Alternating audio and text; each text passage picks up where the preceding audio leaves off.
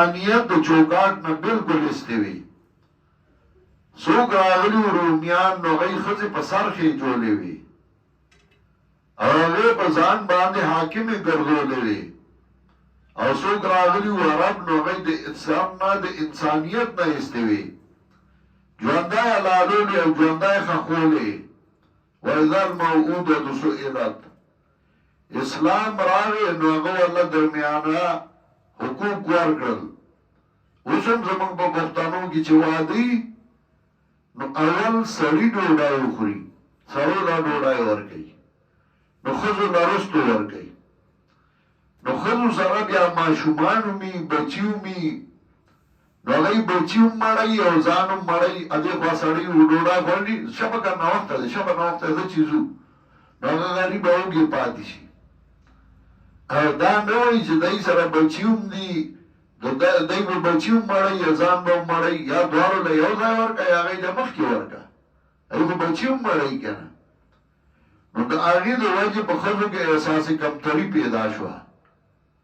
نو څه ښځې راپاڅېدې او زموږ حقوق زموږ حقوق، د هغوی خبره هم په ځای ده. چاله حق ورکوي او چاله نه ورکوي. حق ورکه، اسلام چې کوم ورکړی هغه ورله ورکه، بیا به چغې نه وایي. نبی علیہ السلام جهاد لته نو ځان سره به یو بیبي بوتله ولې هغه بیخي هغې ګزاره نه کېده. څه دا ما او تا ته یو سبق راکو چې ته ځې او په پرده کې در سره بیبي ده نو ځه که نه، څه منع خو نه ده، ته ځان سره بوځې څه ناروا خو نه ده. هغه روا یې ځان ته ناروا کړه او ناروا یې روا کړه او معاشره یې تباه کړه، او دا د ناپوهو او د بېوقوفو د لاسه وشوه.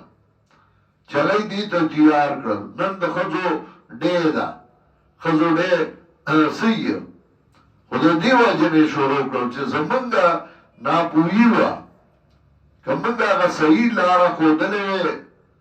د ښځو ډې شته، د سړو ډې نشته.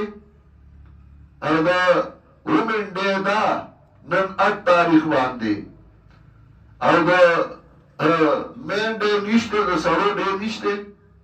ځکه نشته، تا ستا د لاسه وشو، د ملا د لاسه وشو. که تا صحیح حق ورکړی وی دا کار به نه کېده. خو د انسانیت د چوکاټ نه ویستې، د هغې نتیجه دا راووته. زه دا وایم چې حق ښځو له د هغې، مور له د هغې، خور له د هغې، لور له د هغې او سړي له د هغې. په کور کې دا ظلم یوازې د سړو نه، د ښځو نه هم دی.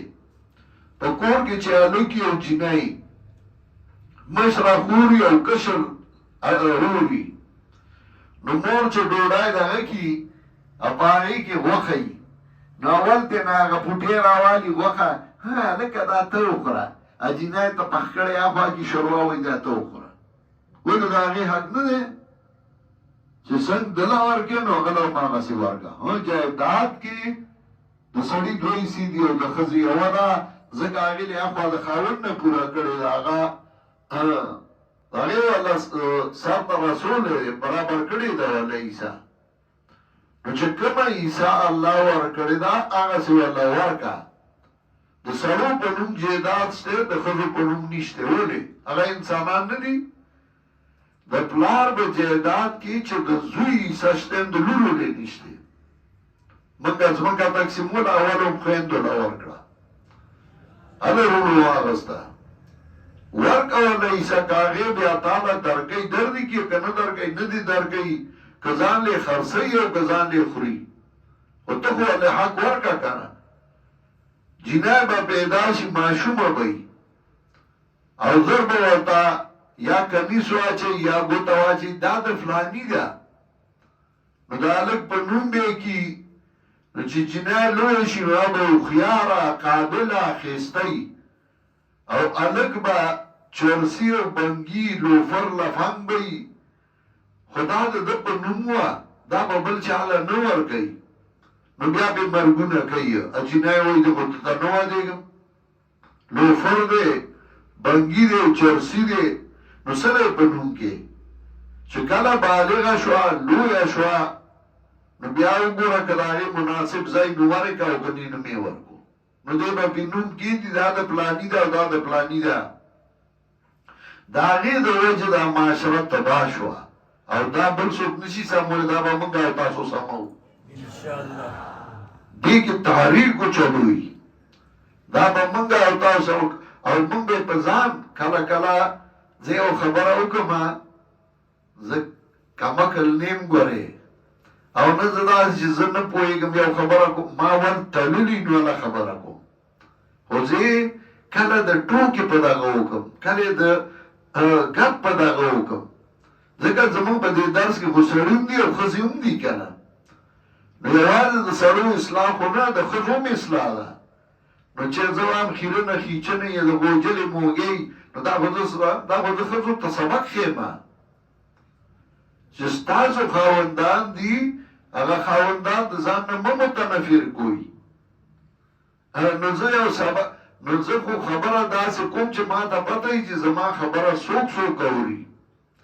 څوک ورته ناست دي نو د هغه دپاره زه هغه خبره کوم نو تاسو دا مه وایئ چې زه هسې ټوکې کوم زه ټوکې نه کوم زه سبق ښیم خو کله په آیات ښیم کله په حدیث ښیم کله په مثال ښیم او کله په د ګپ په دغه کې ښیم خو سبق مې مقصدي چې تربیت وشي دا تربیت په خپل ځایونو کې وکړي جهاد دا یو څه ضرورت صنام الاسلام خو جهاد بدناموي ما چې جهاد بدنام کوي جهاد ښکاره کوي چې جهاد دې ته وایي قتال دې ته وایي جهاد دومره قسمه ده د جهاد د قتال دا شرطونه دي ته جهاد خو ستا د لاسه بدناموي او تیرا مخکې کړی او په تا یې بدناموي تا باندې داسې کارونه کوي چې جهاد پې بدنام کوي او ته په ځان نه پوهېږي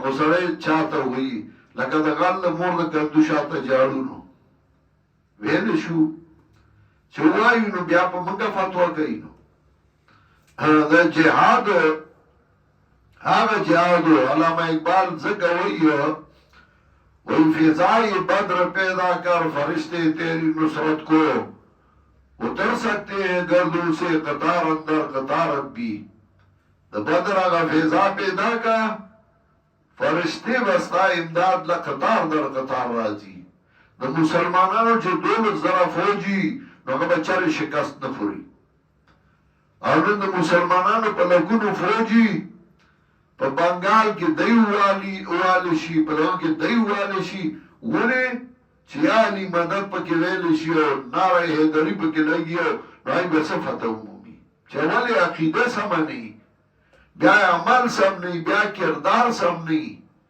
نو هغوی به څه فتح ومومي څه به ملک سم کي او څه به ملکونه فتح کي ځان نشي خلاصولی راګیر شي دا وجه دا ده چې قرآن خو نه وی کنه او که ته ورته قرآن وایې نو ته خو ډېر لوی مجرم یې بیا